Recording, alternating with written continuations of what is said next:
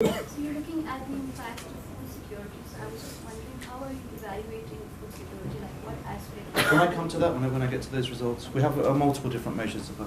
Okay, so this is for the wives, and then this is for the husbands. So you see, husbands' knowledge in the control group is actually pretty similar to their wives' levels of knowledge. It's not that husbands are less well informed than wives; everybody's equally informed. And the improvements in husbands' knowledge is positive, but generally tends to be of smaller magnitude than the improvement in their wife's knowledge. Okay, they're not excluded from the groups, but they tend to attend less. That's kind of validated in our. Okay, so the estimation setup is very straightforward. We have outcome Y for individual I in village B in time period T. We're going to measure an intent to treat impact effect at midline,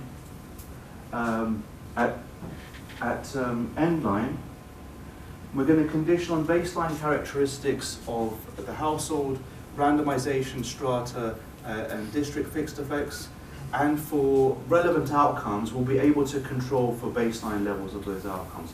We won't be able to control for these for the new child because they were in utero, and so we don't observe many of their baseline outcomes.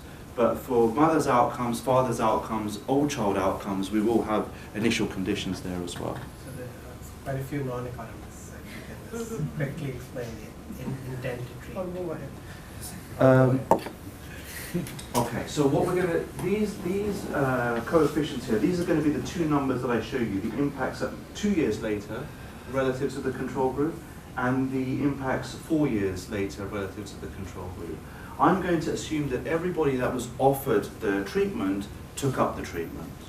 Is that a good approximation? Well, for information, you can't hide yourself from the information. Everybody's exposed to the information. It's like there's 100% take-up of information. In terms of cash, I showed you there was 90% take-up of cash. That's close to as if everybody who was offered the treatment took up the treatment. So the intent to treat effect is just making an assumption that's very close to what we observe in reality. Okay, and for the new child, their main outcomes, as I said, are going to be anthropometric data. You know, this is not information that our enumerators could collect very easily. We had to train nurses specifically to go and actually measure this, these height and weight. So a lot of effort was put into this. So we think of this information as being reliable and actually matches up with other survey evidence. And so we'll have height, weight, and middle-arm circumference. We're going to use that to get age-normed and gender-specific indicators of child development. So the main one I'll focus on is the HAS, the height for age Z-score. So this is normalizing the height of children by their age in months and converting that into a Z-score so we can compare that to the US norm, which is what's typically used in the literature. So if on this Z-score you're below 2 standard deviations, then you're stunted. If you're below 3 standard deviations, you're extremely stunted. Okay, those are sort of key markers that are used. I'll show you the impact on the HAS overall as well as beyond these thresholds. And then we also use the ASQ questionnaire to measure various aspects of child development. That was adapted to our context, translated into Hausa. Enormous amount of money, enormous amount of expense. We don't find much impact on those outcomes. About them this morning in this morning's meeting. But one other point to notice is if we then just take our control group, we look at children who are already born at baseline and just graph what their HAS looks like, we're going to see something that's replicated around the world, which is the following: that for children who were born already and were age 3 on average at baseline, we observe, if they're 10 months old, their HAS is about -1.5. They're already 1.5 standard deviations shorter than an American child. As these children get older, up until about age 2, their HAS declines. And this is what's been referred to in the literature as growth faltering. That in any low-income country where we look, we see the HAS negative, but also declining quite rapidly. And then after 2 years, the HAS seems to plateau, and then there is some slight catch-up a little bit later. So there's 2 points to notice here. First of all, the fact that these children are already stunted at age 10 months suggests that a lot of the stunting takes place in utero. These children are born stunted. Okay, and that's why an intervention that potentially tries to impact children's development in utero might have a big impact because it's going to try to change this intercept and give them better initial conditions. Okay. Then what our intervention is going to do is also try to change the gradient of this, and we're not going to reverse the sign, but we might make it slope down less steeply, and we'll be able to measure that 2 years later, 4 years later. Okay. Why compare them to an average American child and not an average Nigerian child? You could do. There's lots of different metrics you can use. The one that's commonly used in the biological, medical, and economics literature is sort of relative to a US child. That just allows me to compare our results to other studies. Okay. I can show you the results in centimeters if you'd prefer, or relative to any other norm. Well, I would think there's some genetic effects that might actually... Yeah, that's true. But that's going to be true in treatment and control. So this is just a common way that the literature has agreed allows us to compare across studies. And there's lots of discussion whether this is the right thing to do and this and that. So, but that's not the purpose of the paper. Okay, so let me show you the results. I'm going to go through the results chronologically. How much time do I have left? Till 6. Okay. So I'm going to go through the results chronologically. So let me start by showing you the impacts on fertility, gestation, birth spacing, and mortality related to the new child. Then we'll get at the anthropometric outcomes, the health outcomes, and impacts on child development. And we'll take a pause there and then start to work through the mechanisms that might be driving these impacts. Okay. Then in terms of fertility outcomes, all of the tables have a similar format, so let me go through this relatively slowly. So remember, our sample is women who were pregnant at baseline, so there's no endogenous selection into fertility at that point. So what we're saying is, what are the impacts of the program on those women, of the likelihood of any child being born 2 years later and 4 years later, okay? And the impacts on the number of children born 2 years later and 4 years later, okay? Relative to the control group, who 84% of them have a child over our study period, and on average they have one additional child. So in terms of fertility outcomes, we don't find the program increases the number of children that they're having over this 4-year time period. Okay? It's not increasing the number of children that you're having, and that might be as expected given the money's only given for one child. Okay. Now in terms of gestation and birth spacing between this child and the next child that comes along, we start to find some interesting results. So in terms of gestation, we find that the month of birth of the new child is about 2 weeks later than the month of birth of new children in the control group. Okay, so by starting to give this information and starting to provide the cash while the child is in utero, you can extend pregnancy by about 2 weeks. Okay. Now this is northwest Nigeria, where it's very hard to get data on sort of natural gestation lengths, but there are some estimates out there for urban Nigeria that suggest, for example, access to ultrasound in urban Nigeria can increase gestation lengths by about 2 weeks. And those have been sort of medical randomized controlled trials. In higher income settings, it's been found that interventions in utero can have impacts on gestation length of between 0 and 2 weeks as well. So this is not completely crazy, but it does suggest that interventions in utero might give these children slightly better initial conditions. This is a fairly robust result that we can't really get rid of very easily. So the children, although they're impacted in the last trimester of pregnancy, you start to see a slight increase in their gestation length. Now in terms of birth spacing, between this child and the next child, we actually see a reduction in birth spacing by about just under a month.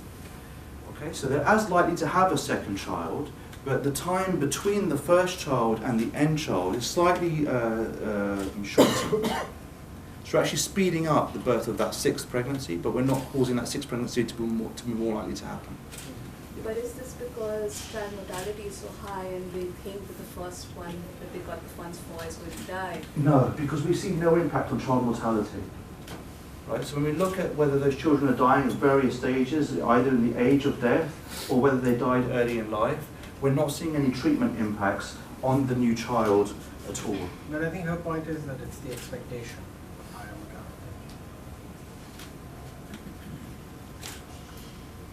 No, but by the time this child is conceived, you already know that your child has survived the first 2 years. And so it'd have to be some somewhat strange thought that the child is going to die after 2 years, when sort of most of it is sort of between 0 and 2. It's actually between 0 and 6 months, actually, most children are dying. You see in the control group, if they're dying, about half of them are dying within 6 months. And so we don't think that it's probably a response to that. What was maybe disappointing in a way is that despite child mortality being so high, we're not reducing that here in this context. What we're doing is increasing gestation and actually reducing birth spacing a little bit, which I'll come back to when we look at outcomes for the end child. We'll need to take account of the fact that they're slightly younger than end child in the control group because of this effect. Right, hold on, let's see this question. I'm going to go sequentially from this side to that side. So one of the treatment is promoting breastfeeding. Yep. So did you check for the duration of breastfeeding, because that may affect your fertility. If the women have like longer period of breastfeeding, Yep. they may have low fertility. Mm-hmm. Did you check for the duration of breastfeeding? I think we've got the data to look at that. I'm not going to show you any results. I'm going to show you the incidence of breastfeeding, but not the actual duration. But you'd imagine the duration might actually be going down in order to have another child earlier, which is going to be interesting to interpret our results that way. So is it that the increase in gestation period actually increases birth weight? In most settings, there's a positive gradient between the two. So therefore, I mean, if the child is born healthier, then you would think, right? I mean, if the child is sicker, then you might have to take care longer and things like that, right? I mean, healthier child, that means that you get out of that phase quicker of the child being ready. Could increase the likelihood of lower birth spacing, right? Smaller birth spacing, because if my first child is sick and not really doing well, then probably the likelihood of next pregnancy goes down. I don't know. Sure, that could be. But you have birth weight, right? We don't. Birth weight, you only get birth weight if you go to a hospital. Nobody gives birth in a hospital here.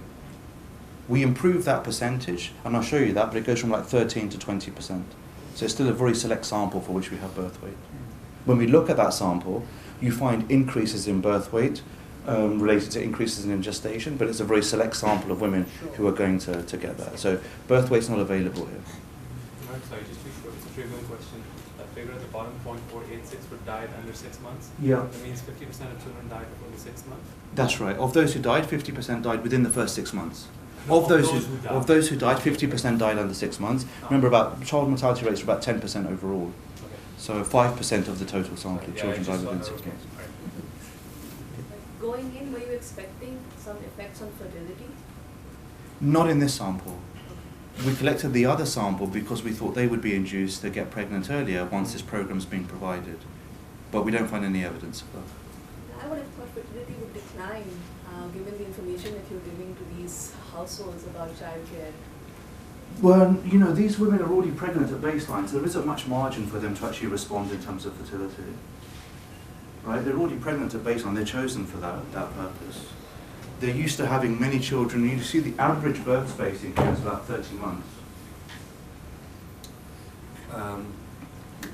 There's a little bit of margin to reduce that, but not a huge amount. Sorry, just a small question. So this birth spacing is measured from one conception to the other, or the birth of first? The birth. So the fact that you are increasing gestation by half a month, Yeah. that would automatically increase Yeah. the birth spacing. I think so, yeah. But it's done from the 2 birth dates, that's right. And that's the standard way to measure birth spacing. So that's only going to be important when I show you the end child results, because now the age of the end child is going to be different in treatment and control at end line. We're going to have to make some small age adjustments to take that into. Okay, so this is our main result. I can just show you in the table. It is in terms of the height of these children. Okay, so this is the main outcome that we have, which is the height for age score for these children. We focus on this because this is the key sort of anthropometric marker that's been used in the literature to document big impacts sort of on lifetime welfare. So we see that in the control group at midline, on average, children are 2.5 standard deviations below the US norm. That's kind of like what I showed you in figure 3. That was true at the cross section. and we have a 0.2 of a standard deviation increase, so an improvement in height of about 0.2 standard deviations at midline, which is then sustained at endline. There's no significant differences between the two, although the magnitude of the effect falls, but it's still much higher than the control group, even 4 years out. Okay? If we look at particular points of the distribution, we see that in the control group, 66% of children are stunted. That falls by about 5 percentage points at midline and falls by 5 percentage points at endline. If we go to the real extremes of the tails of the distribution of being severely stunted, so more than 3 standard deviations away from the norm, a third of children are there, and we've reduced that by 4 or 5 percentage points, 2 years out, 4 years out. So in terms of how large are these effects are pretty large compared to many other interventions that have been tried, and few interventions have been able to track children for 4 years.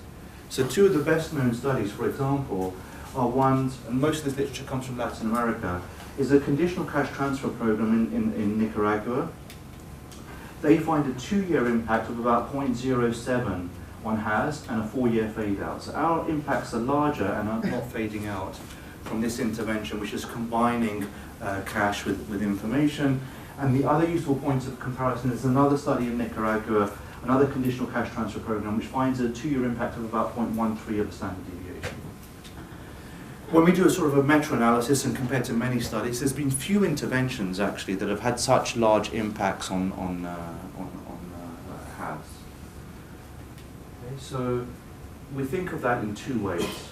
The positive way to think about that is that this is a very deprived population. If we couldn't shift these outcomes for this population, it's probably not going to work anywhere. We're finding large and sustained impacts over time. The negative way to think about this is to come back to the earlier question, say, rather than use HAS, why don't we just use height? And how much height does this correspond to? It corresponds to about 0.5 centimeter. Is that large or small? It's kind of hard for me to say in absolute terms. But if you look at the difference in height between the lowest wealth quintile and the highest wealth quintile at baseline, that difference in height of children is about 1 centimeter. So we're closing about half of that gap. Okay, it's up for you to decide whether you think that's small or large, but using the common metric, we think of these impacts as being relatively large, but I think more importantly, we're documenting here for the first time that these impacts actually last. Okay, in other papers, either the impacts have been relatively small or faded out over time. Something is keeping these impacts alive over time. Okay? Just to be clear, these impacts on height are a combination of 2 things.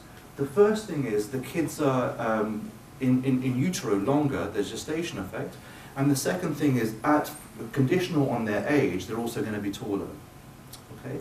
And so when we try to decompose the 2, we might just be interested in the total effect. When you try to decompose the 2, the gestation effect corresponds to about half of this, and half of it is for a given age, they're taller, and the gestation effect corresponds to about 0% of this, which is natural. 4 years later, that extra 2 weeks in utero doesn't make a difference. Or another way is to look for, like, all these studies that you are comparing is like conditional cash transfers. There are billions of studies we compared to. Yes, but your intervention was unconditional cash transfer. Maybe that the conditionality itself is deriving some of the results that is fading out, what they said. No, okay. So in the paper, we document a comparison between a whole class of different interventions. Mm-hmm. So the first are conditional cash transfer programs. So we do that because conditional cash transfer programs are conditioned on something, and that's a way for you to endogenously acquire information.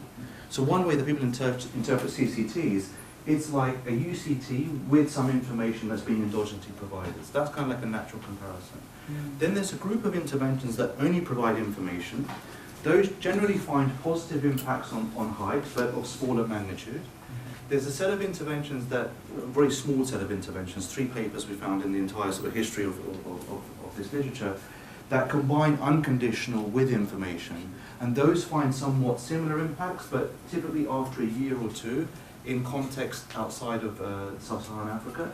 And there's a third class of papers that only provide unconditional cash transfers, that are generally found to have no impacts on height. Information plays a key role here. So when I'm showing you the mechanisms, I'll show you the relative role of information versus resources. But no matter how you want to benchmark this, I've just chosen sort of the two of the most well-known studies. These impacts are large. Just a quick question, how frequently was this information given? You know, as soon as the program was implemented, so Once. no, throughout the course of it's an ongoing program because women are registering to become pregnant all the time. So you might not attend the food group all the time, but the program is there being provided sort of over this 4-year time period. Yeah. The comparison with other countries, other cash transfers, is the magnitude of the transfer measured? So $22 versus. Yeah, so I can't show that here. We don't have any variation in that, but the value of our transfers is larger. The length of time the transfers are provided for is longer, and the volatility of our setting is greater. I think there's lots of reasons. That's why I'm saying we're really in the corner here. We're really trying to make the best possible case for these types of interventions. So it's somewhat encouraging that the effects are pretty large. It just. Does the quality of water come into play in Yeah, any of this? yeah. This is what I've been discussing with my co-authors this morning. Water is critical here.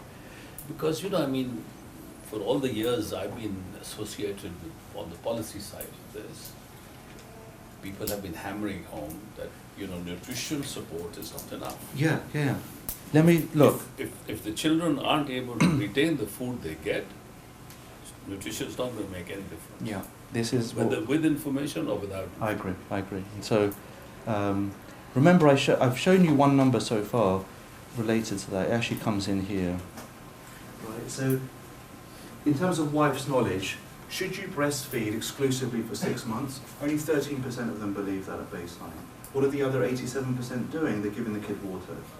Right. The vast majority of households here do not have access to clean water, and that's why. A third of them had diarrhea just 2 weeks before the survey, right? So that's why one of the messages was related to health and sanitation. We're going to see improvements in those beliefs, that they're going to be less likely to switch to water and stick to breastfeeding, and that's going to be critical. Okay. But the depressing thing is, we're not going to get this number to 100%. For that, you need more structural change or improving the water supply, and that's really what we were banging our heads against the wall about this morning. But that sort of, the next best alternative to breastfeeding is to give the kids water. You do that in this context, the kid's either going to die or be suffering a lot. And so that's why when we look at mechanisms, I'll highlight information, how it changes that behavior on breastfeeding. Did you see differences in child outcomes based on when the cash transfer started? So 8 months into pregnancy versus 6 months into pregnancy? No, we don't have the power to look at that. Remember, the time in utero is very noisily measured. Right? People don't really know whether they're 6, 7 months pregnant here. So the fact that we find something on gestation, you know, it's just noisy. I wouldn't hang my hat on that, but it's kind of interesting that it could be there. Okay, in terms of child health outcomes then, one is we just have an aggregate index, sort of an Anderson index that runs from, that's normalized to be 0 for standard deviation, 1 in the control group. On this composite measure of health outcomes, we see a 0.2 standard deviation increase for children at midline, and that's sustained at end-line. Okay. This is kind of like a big impact on their health outcomes. And if they've had diarrhea in the past 2 weeks, remember in our control group that's about 38%, and that falls by 7 or 9 percentage points amongst our treated group 2 years later and 4 years later. So in percentage terms, you know, that's like a quarter reduction in diarrhea. Where is that coming from? Potentially from increased use of breastfeeding, less use of milk. Okay, so everything I've shown you so far in terms of the health outcomes of the children and the anthropometric outcomes of the children are things that were specifically targeted by the program. Okay, so it's reassuring that these things are impacted and the impacts last, but this is when we started getting greedy and we decided to also measure outcomes related to child development. So things like communication skills, motor skills of the child. Because we thought, do we get a free lunch here? As we improve the children's physical status, do you also improve measures of their development? So this is where we use the ASQ measures. And these are things that are not targeted by the program, And so are there positive spillovers for other outcomes we might care about? Not really. Okay. At midline, you see small improvements in the kids' communication skills, but all of the results can fade out by end line. Now, this might be because it's incredibly hard to measure this in this setting. We have to adapt this questionnaire to our context, so these things are just noisy. Or it might be that these things are hard to shift. Or the third hypothesis is the one that I actually believe to be the case, that it just takes time for these cognitive outcomes to kick in. All right? And so now what we're trying to do is raise funds to go back and do a 6 or 7 year follow-up to start seeing whether you start seeing improvements on these measures. It just takes a little bit of time to kick in. And that would be consistent with some of the evidence from neurology that you don't find immediate impacts on these outcomes. But in order to do that, we need to get sort of slightly better indicators. But we don't get a free lunch here. And that's despite the fact that when we look at the amount of time that the mother spends with the new child, we see increased time allocations of mothers with their children. That's not something they were told to do, but we do see mothers spending more time with their child. They're less likely to spend less than 2 hours with the child on a given day, and more likely to spend more than 5 hours with the child. Okay? So if we think of these types of outcomes as being time intensive, that's probably not the case, because although the mother is spending more time with the child, it's not driving these types of outcomes. If you're spending more time with the child, it might be because you're taking them to be vaccinated and so on and so forth. So we'll look at those outcomes a little bit later. Okay, so that's it. There are our results. Improvements in height, sustained improvements in height, sustained improvements in health, no spillovers onto child development. Okay, let's draw a line under that and say what on earth is driving these results now. Okay, so now we can start looking at the various mechanisms, and then we'll put everything together to look at the relative importance of cash versus income. Okay, so the first set of mechanisms are going to be very much related to the information. And then we'll look at mechanisms that are more related to resources and those that are a combination of the two. Okay. So the first thing is knowledge of mothers and fathers. Okay. So what I showed you before was whether they could recall these 8 messages. Okay. And then what we did was we took those messages and we kind of developed them into a test. So we asked parents not the exact things that they'd been told, but things somewhat related to the core messages to try to measure knowledge along these dimensions. Okay, so this isn't the same as recalling what they've been told. It's sort of seeing whether they can apply these things into more abstract settings. So we're just going to combine all of these dimensions of knowledge for these different types of practice into one knowledge index. And so what we find is that mother's knowledge index increases by about 0.9 of a standard deviation by midline, and it still retains at 0.76 by end line. Father's knowledge improves by less in any given time period. There's a small amount of fade out over time, but both of these remain significantly above the control group, even by end line. Okay? So big improvements in what these parents actually know, both for mothers and for fathers. In any given time period, the impact on mothers is larger than on fathers, but there's a slight fade out over time. However, by the time the next child is born, these parents do have improved knowledge. Okay, so they could act on that knowledge with regards to the next child that's born, and they could act on that knowledge from the day the child is conceived. Okay, so that's one thing related to what they know. We also asked a series of questions in terms of what they actually did with their new child. And so this is where we have questions on the duration of breastfeeding, for example. We combine all of that into just one other index. So did you start feeding the child immediately, once they were born, so on and so forth. So we see what they report doing in this index, again, rises by almost 1 standard deviation. We only measure that at midline because what you do with a newborn child is irrelevant by end line. The child is 4 years old then. So we see that in terms of what they know and what the mothers do towards the child, there's big improvements in knowledge and actual practices. Okay? And some of those improvements in practices are increased use of breastfeeding, increased sustained use of breastfeeding for 6 months, as well as switching onto the right foods, and that's all feeding back into the improved health status. One of these practices for the new child, did the gender of the new child matter on the birth order, whether it was the first son in the family? No, we didn't find any evidence of that. We might not be powered to do that, but we don't find any systematic differences by boy or girl or by the gender of the child. any form of heterogeneity that we've thought of, we didn't find any evidence for that.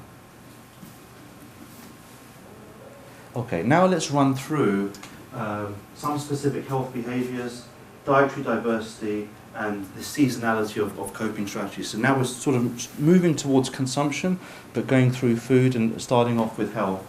So again, in terms of an index of health behaviours, we see that those improve. We see that if the child had diarrhea in the past 2 weeks, did you seek anyone for advice? They're more likely to seek somebody for advice. And if the child had diarrhea, they're more likely to give oral rehydration salts to the child. So we see both a reduction in the incidence of diarrhea, and we see an improvement in behaviour conditional on the child getting diarrhea. They're more likely to do the right thing. In terms of deworming medicines, in the control group, 16% of children, of these new children, have had deworming medication in the past 6 months. That rises by, almost 50% and almost doubles by end line. Okay, so we know from other papers that the long-run returns to deworming are pretty huge. Here we're not shifting that to 100%, but we're kind of increasing it relative to the baseline by a substantive amount. And so these are pretty big impacts on deworming rates. Finally, if we look at whether the child has received all their basic vaccinations, 0.8 of 1% of children have received all of their vaccinations. This is like a very tough standard, but we're kind of trebling that by end line. If you look at specific vaccinations like polio, DPT, and you find big increases in each of those, it's just that, we're still only getting less than 3% giving their kids all the vaccinations, but it's still a pretty dramatic increase. And so no matter what else I show you, if you put a price on these two impacts, that's going to be pretty large for these children. Even if you think there are no returns to height, no returns to health, we know from the other literature there are long-term returns to these types of impacts. This is just because of the information, because there was no change in the availability of... That's right, that's right. These things are just fixed at the local level. They are available, just they weren't previously being demanded. What does it mean that the coefficient at midline is 0.5 and the coefficient is 2.8? I mean, vaccination is an 12 or 18-month schedule, so this is 4 years of, or 2 years of, I'm not... Yeah, like so it how would... is that increased? I mean, I'm not understanding. Yeah, it may be very hard to, if you need to have all your vaccinations 2 years out, but by 4 years out, that's going to be the case. But, okay. So I think this is probably a stupid way to show these results. We have a figure in the paper that shows you sort of vaccination by vaccination. There may be even a timing, so you might say, look, who cares about what happened 2 years? It's not feasible for these to have increased. That's fine. I want to put the emphasis on what's really happening in the longer term, where we're seeing sort of a trebling of children having received all of their vaccinations. If you look at any given vaccination, you will see big improvements there as well. So for these health behaviors, is the channel likely driving the income or the information? Because I thought your information was focused primarily on... It's predominantly being related to the information that's provided, because these goods are either available or available at very low cost. So we're not thinking of resource constraints as essentially preventing you from engaging in these behaviours before. That's a question, but I mean, you provide them information. I mean, the question is, what's baseline information? Is it like 0? And then secondly, what is the sources of baseline information? I'm just wondering whether, they're getting bad information or traditional information or grandma's telling them what to do or what not to do. Yeah. Versus like blank slates where you give them information. Yeah. I mean, these bad practices, where are they coming from? Is there like a source of traditional knowledge? Yeah. Or lack of knowledge, or what is that? So in terms of the baseline levels of knowledge, that's what I showed you before, for example. The recall of these messages, I showed you these blue bars for wives and husbands, so we always had this number of 13% believe they should exclusively breastfeed. So that's kind of the baseline that we're starting off from. Husbands are at the pretty similar levels. So that's where we're starting from on the 4th pregnancy. And then that's what we're increasing it by, and I'm putting all of this into an index. So the other people, do they believe that they should not breastfeed, or they just don't know? I mean, I'm just wondering, is this like, what's the default? No, so they think it's fine to give water. They think it's fine to give water. And what's the source of that? So the main source of information that we're crowding out are mothers-in-law. Right. So in our focus groups and in our parallel stream of qualitative work. That explains everything then. Mothers-in-law. Blame the mother-in-law. are very important. They're the main source of information. And that's why when we designed the intervention, it was explicitly designed to be very inclusive. We wanted mothers-in-laws to come. We wanted the husbands to come as well. Sorry, unless there's something specific to this part of Nigeria, I Such would as? assume that pregnant women count more on information from their mothers Yeah. rather than from their mothers-in-law. It depends, because many of them have moved location, so their mothers are not in the same village. Yep. It seems to me that information is more of a driver of the improvements than the cash transfer itself, because you... I haven't shown you the results on what the cash That's transfers right, are. but going by the improvement in stunting, you have basically doubled the amount of cash Let me. women have, and the stunting went down by 8%, which means there is no threshold level which drastically, when you pass the threshold level, then stunting drastically goes down. Let me get to the results where we try to put all of these mechanisms together. I'm just trying to put them all sequentially. We'll come to that. Cash plays a role. Follow up on Nijaz's question. How do you control for the fact that women who breastfeed do not also feed water? What's the control for that? There's no need to control for that. Just not breastfeeding. You can think of these two things as complements. So, if they're not breastfeeding, then that's going to come into our practice index. So there are those who are feeding water, Yeah. and one would imagine that those who are being educated to breastfeed do not then provide water, which if water is contaminated or whatever. So you want exclusive groups one who does and one who doesn't feed water at all. So you are relying on the information provided by mothers, but we don't know whether they are also at the same time providing water. There may be. We know whether they're exclusively breastfeeding. So we're not saying we have two types of people, women who only do this and women who never. Everybody's a combination of the two. But if there is water in, so that's what Ijaz's question was, that if you are providing water, then it doesn't matter what else you're doing, Sure. because then that dominates. Sure, and there's sufficient numbers of women who are now exclusively breastfeeding to be driving the impacts. So Imran, you're capturing information effects on the in utero child. Are you capturing also on the end child? I'm going to come to those results. When I look at the other children, the old child as well as the end child, I'm going to focus in on the new child just to complete the analysis for them. But to calculate a rate of return, I need to take account of the spillovers onto the other children. So that's how I'm going to sequence those results. Okay. So then in terms of dietary diversity, so these are things that are a combination of resources and information, whether you're changing exactly what you're consuming. So here I'm just going to focus in on the dietary diversity measure that I used before, which is the number of distinct food groups that a child is being exposed to. So this is measured by essentially getting a diary of what the child has consumed over the past 24 hours, converting that into a series of ingredients, converting that into food groups, and then constructing these indices. So we see that in the control group, about 46% of these new children are having a diverse diet, and that rises by 10 percentage points at midline. And again, these impacts are sustained at endline. In the bottom part of the panel, we start seeing impacts on food security of the household. So whether they report not having enough food in the year or other measures of food insecurity.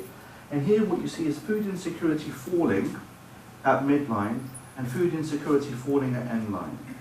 But now for the first time in the paper, you start seeing impacts at endline starting to be much larger than at midline. Okay. For most of the other results that I've shown so far, the effects have been sustained.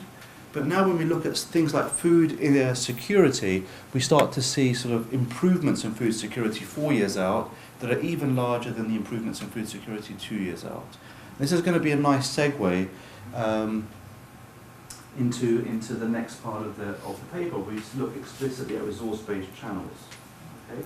As a footnote to the table, just to sort of prime you in what's going on here, what's driving the improvements in food dietary diversity is the much larger increased likelihood of these children consuming egg and milk. Okay, they're much more likely to have protein-rich diets as a result of the intervention. That's really what drives. I'll show you those results, food group by food group, in a little while. Okay. Where do egg and milk come from? They come from livestock. What are women engaged in? Livestock activities. This got us thinking that they might be using the money to purchase livestock. So let's have a look at that. Okay. So now let's start to get into the resource-based channels. This is just a sort of seasonality of the experiment. I'm not going to talk about this. They have big improvements in food security over the course of the year, with the most dramatic improvements as you'd expect in the lean season. As a result of this, they have to revert to less extreme coping strategies. So what we're seeing is improvements not just at midline, at endline, but over the course of the seasons as a whole. Okay, even in the time when they're most vulnerable. So we're really seeing a reduction in the vulnerability of households, not just a mean improvement. Okay. Now let's start looking at resource-related mechanisms. So we're going to do this by spouse. So when we look at labour market activities, we see that labour market activities, labour force participation of women is already pretty high in this context, but on the extensive margin you do see some slight improvements in the share of women that are working. That rises by 8% by midline, 15% by endline. But the more important thing is that the reason why they're working more is really driven by improvements in self-employment. And what is self-employment for women in this context?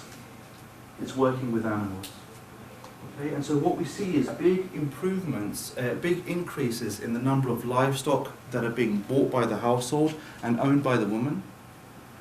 And that's going to generate additional income. What is the additional income impact? Women's earnings increase by about 20% by midline, and they increase by 20% by endline, which corresponds to about $20 per month. Okay, so what's going on here? When you give this cash transfer, put to one side all the information related channels, what the women are using this money for is to work more, to make investments in productive assets that then generate a rate of a return. That return lasts over time. Okay, so now the way to think about the program is, we give these households $22 a month for the first 2 years. They use some share of that to buy an animal. That generates earnings, so that means endogenously you increase the household's resources, doubling the value of the cash transfer. 4 years later, the cash transfers dropped out, but households still have more earnings by about $20 per month. And these livestock earnings are more stable? Yeah, these are over the course of the year. That's partly driving the improvements in food security over the course of the year. The important point on this is that we find no impact on what husbands are doing. Husbands are no more likely to be working. Husbands are no more likely to be investing on their land. They don't change the allocation of crops that they're growing and so on and so forth. We find very little evidence of the money leaking out to husbands' entrepreneurial activities. Okay, so all of the labour supply changes, investment activities are undertaken by women, and it's a very specific type of investment that they're engaged in, one that provides an earning stream and one that provides a stream of protein that comes back to what I showed you on the previous slide. But, given that about 50% of the relationships are polygamous, it may be difficult to, it would be interesting actually to track the networks of, so that you can have a better understanding of what husbands are doing in response to this cash transfer. Nothing. Maybe things are cancelling out. Oh. Let me come to that. I can appeal to that. We're using some of the qualitative work that we've been doing. Can I come to that at the end? We don't find any evidence of that kind of thing. There's really a separate accounting strategy that's used here by household. Could we then deduce that give them livestock and information rather than cash and information? Okay, so this is what I've been arguing with my co-authors. Are we back to asset transfers? Everybody knows that I love asset transfers. So the way that I put it to Pedro is, why don't we just give them a cow if the cow generates all this protein? But we know there are big returns to information. The cow's not going to stop you. It's not going to stop you giving the kid water. Right, so for all of those impacts that we found so far in terms of practices, knowledge that might be driving health and driving stunting, those are certainly going to be related to the information. There might be impacts of this over and above that, Sure. and it might be more cost effective just to provide the animal itself. I would very much doubt that, though, just for the reason the information is cheap to provide here. The bulk of the cost of the program is coming from the from the cash transfers. Right. No, I'm saying, do give information. Yeah. But instead of combining it with cash, combine it with livestock. Yeah. Look, some women are spending the cash on other forms of business assets, those who engage in small-scale retail.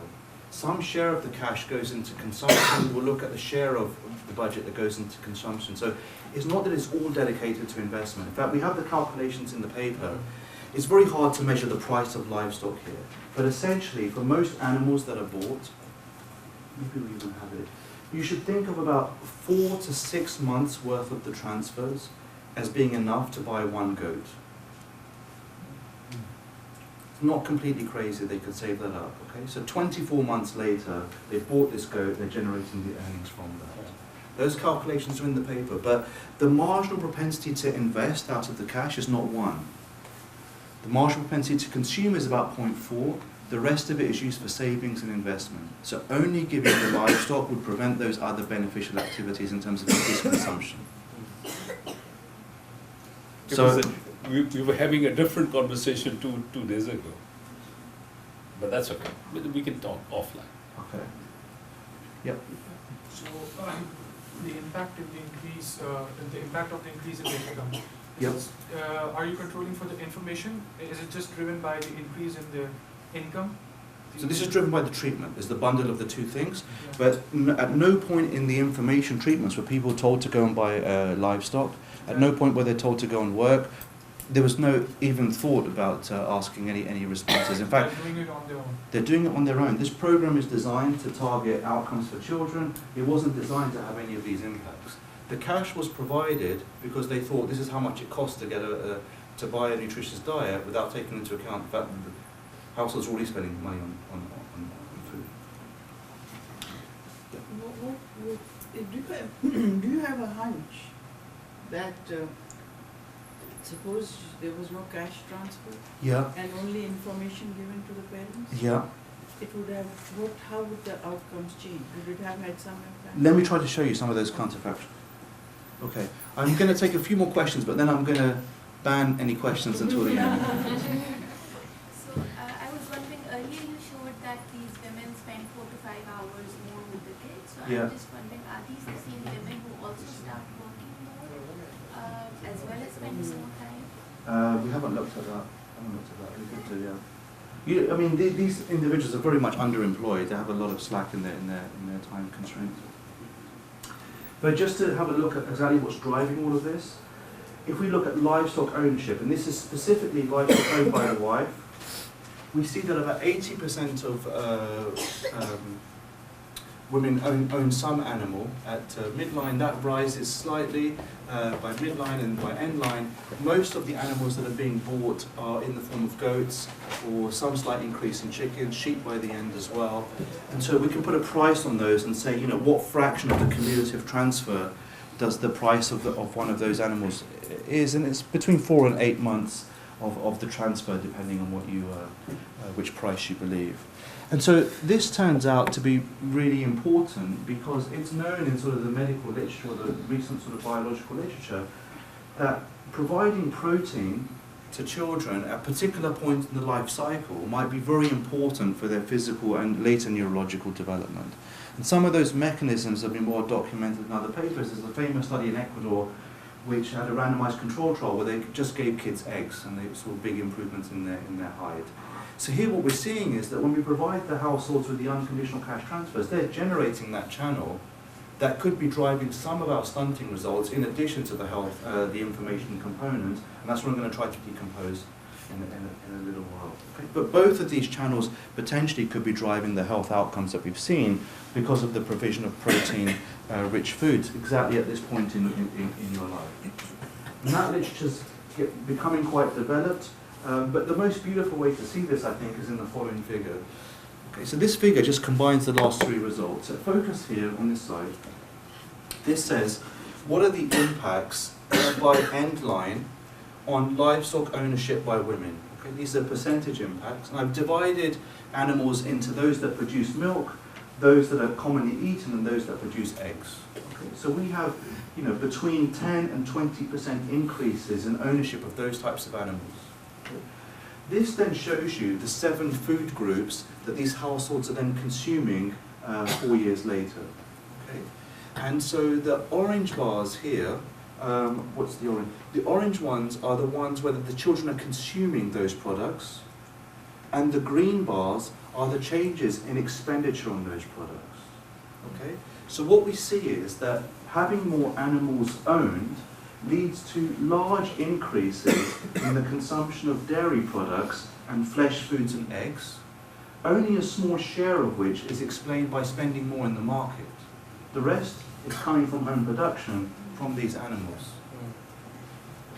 Okay? What's not happening is the husbands are changing their activities and purchasing more grains, tubers and roots, or producing more of those. There's no change in what men are supplying to the household. The households themselves are spending more on those foods, but they're not producing any more. There's no leakage to men. What's really happening is we've got this beautiful split between what the households are investing in. The earnings flows from that. Some of these flows are sold, obviously, but some of them are consumed and they don't need to go to the market for that. And these foods are important because of the biological reasons of driving nutrition and growth, bone growth, brain growth early in life. And that's why I want to go back, in a year's time to see whether we can pick up any cognitive outcomes for these children exactly at the point where they start entering school. Okay. Then in terms of, to get back to Ali's original question, in terms of food expenditures, those rise by about a quarter, and those are sustained later in time. There's improvements in total monthly expenditure, savings rise, borrowings fall as a result of the intervention. Okay, they've got more resources being generated than were provided to them. There's an endogenous response in terms of labour supply, investment, that generates its own resources. So overall, the change in net resources available to the household in the first 2 years is slightly more than double the value of the unconditional cash transfer itself. And by end line, when there's no more cash being provided, that is being sustained because you're not just earning more, you're saving more and you're borrowing less.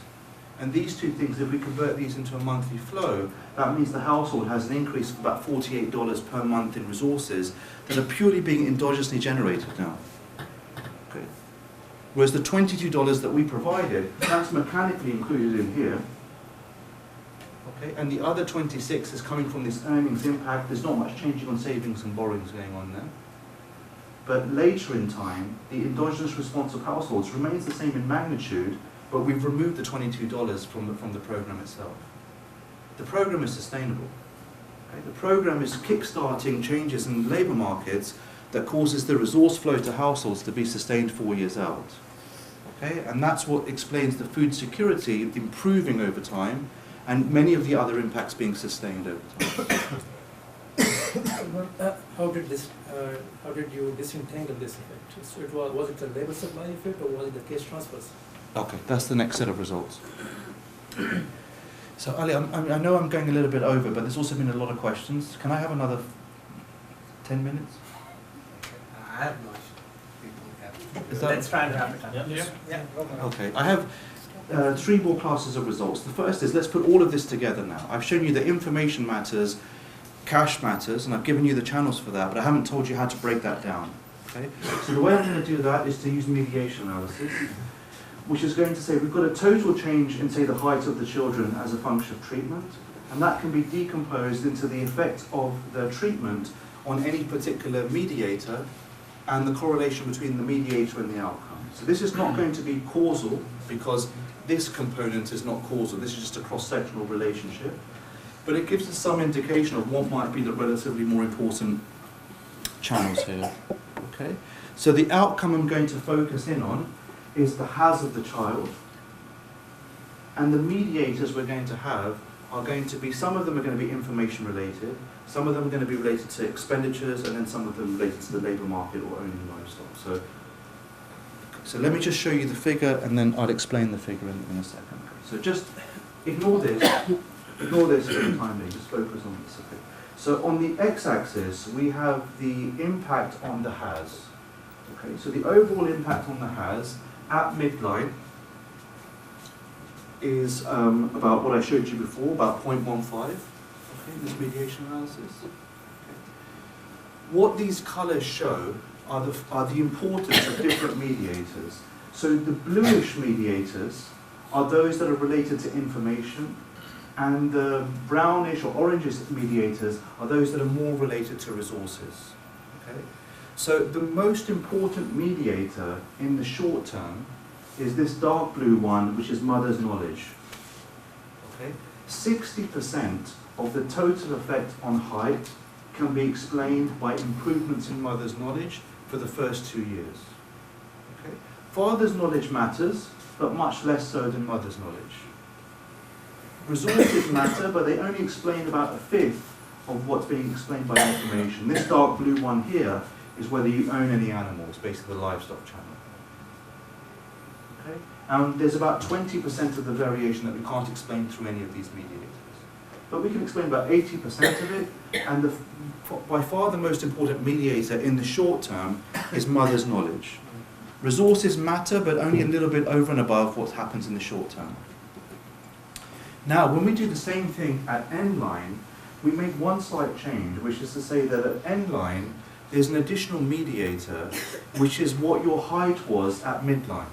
We know that these things are incredibly persistent, and so we add that as an additional mediator, and unsurprisingly, your height at midline is a very good predictor for your height at end line. There's a tremendous amount of persistence there. So one way you might think about this is taking this bar and just crunching it down into the dark grey bar there, if you like, okay? But over and above that persistence in height, going from 2 years to 4 years, what explains that improvement in height is mostly resource-related channels. Information matters much less between age 2 and age 4. Information mattered when the child was between 0 and 2, but that's when resources become much more important through the channels we've been talking about. Okay, so if you ask me what's important, information or resources, it depends. In the short term, information is very important, but the relative importance of resources increases after 2 years. Okay? And now, if you want to, you can start shutting down channels and saying, if we didn't provide any resources, you would lose these impacts, and you would lose these impacts. If you only provided resources, you'd have these impacts. You can do any counterfactual you want under these other assumptions. But both are relatively important.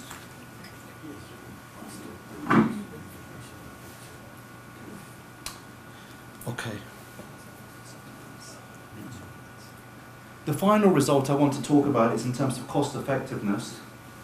And so I've shown you lots of benefits here. You know, it's all looking good for these kids. The problem is this is a very expensive policy. So on the other side of the ledger, we've got a high cost. So I need to convince you this is actually cost effective. And so this is where it becomes a little bit harder to actually put a price on all of this stuff. Okay. So in the paper, there are at least 3 additional channels that we'd be concerned about in terms of cost effectiveness. One is in terms of maternal health. One critique of these types of interventions is that it's very nutritionally costly to mothers in these contexts to be breastfeeding children for 6 months. Mother's health could get worse as a result of this intervention. We don't find any evidence of that, but that's because one of our messages was telling mothers, make sure you eat more. Then the second channel is sort of within household spillovers, that there might be positive or negative impacts onto other children, so we look at those. Generally, for both the older sibling and the younger sibling, you see big improvements in their health, so that the incidence of diarrhea falls. Okay. Where the results get kind of interesting is that for the older child, the one who's already born, you see slight reductions in their height. So they're actually shorter than in the control group because parents are giving them less attention and focusing more on the new child. When we look at the end child, we don't see any improvement in their height, but we see big improvements in their health. Okay, why? Because information is fading over time, and what's the key piece of information that they stop acting on? Exclusively breastfeeding. they start giving the next child water. Somehow they forget that. They remember about the foods and the nutrition, but they forget the water starts creeping in, and that seems to bring down the height of the end child. Okay. So those things are sort of the within household spillovers that we look at. General equilibrium effects I'm not going to talk about. I think they're for another paper. So putting all this together, what's the IR?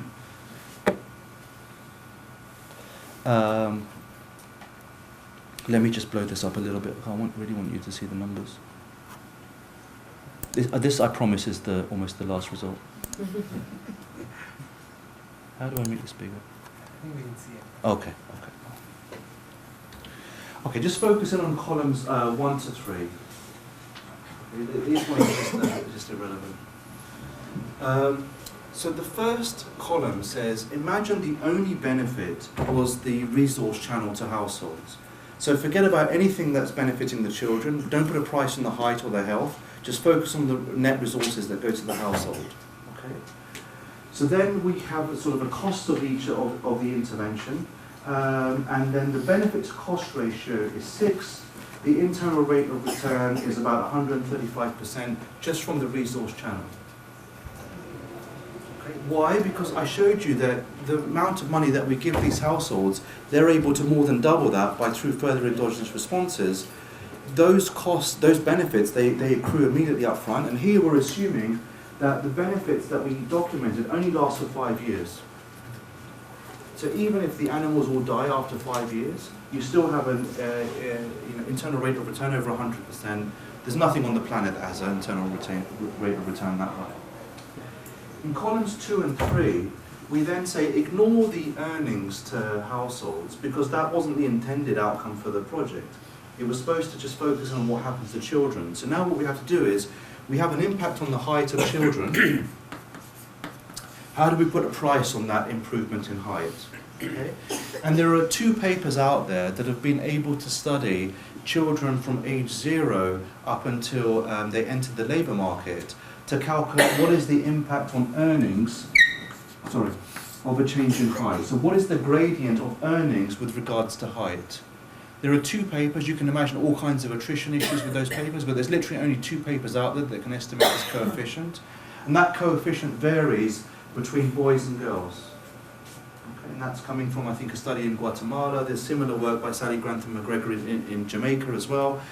And so we're going to use those numbers. I know it's very heroic, but let's assume those numbers, that gradient is the same for our children. We know the impact on the height. We're going to correspond an impact to earnings. We're going to assume that earnings impact lasts between age 16 and 60. What is the internal rate of return as a result? Is about 4 to 5%. And when we saw those numbers, we got incredibly deflated. We thought, hang on, we did all this work, we thought all of these great things, and the IR is okay, but it's not amazing. I should invest in the London housing market rather than this intervention. Okay? But here, I just want to say a couple of things. First of all, we haven't tried to price in anything else. But the main reason why the IR is so low is that the earnings impacts for children only kick in from age 16. So they're way in the future. Boring here are the benefits to children from age 0 to 16. Okay? So then what we do, and I didn't show you the latest version of the table, but then what we say is, imagine we try to put a price on those benefits to children. How large would those benefits have to be before you get a rate of return of, say, 10%, 15%? And it's not that large, because as soon as it's got immediately to the children, then things start to rise. So if you look at per capita consumption of these children, I think it's about $16 per month. That's how much of the household budget is going to them. If you price the value of their health and their height at the same as they're consuming, this internal rate of return rises to about 18-20%. Why did it change so much? Because you get those benefits immediately. If the only way we value these programs is through earnings, we're going to vastly underestimate the impacts of the programs, because those earnings are only going to accrue a long time in the future with even a low discount rate that's not going to give you much of a return. So we have to start working on what is the price impact immediately. And so we do it as sort of a percentage of their consumption, and then you can choose which is the right percentage that you'd like to use. But it's not difficult to generate rates of return of between 10 and 20% here. So comparable to what we find for asset transfer programs, for example. And there I'm ignoring the immediate benefits of the household. Okay, let me just wrap up with my conclusion. So here we've looked at a prenatal intervention combining information and cash. And, I think as my co-authors described, the results are pretty remarkable. Compared to what's been found in the previous literature, we're finding large sustained impacts across a whole variety of different outcomes. We're able to study some of the mechanisms and talk about the relative importance of information versus cash, and also put an internal rate of return calculation on all of this. Okay. What are we going to do next? Things that I've mentioned before, which is to look at impacts 7 years out, whether these impacts are sustained, whether new impacts start to arise. To look at women who are not pregnant at baseline. And I've mentioned a few times sort of we have a parallel quantitative stream of work that highlighted the role of universality and the fact that wealthy women also started to change their behaviour, and that drives changes in behaviour of less wealthy women. And so we want to try to explore some of the hypotheses that are set out by the qualitative team to see whether we find evidence of role model effects or those kinds of multiplier effects in our setting as well. Okay, I'm going to stop there. I want to thank Imran.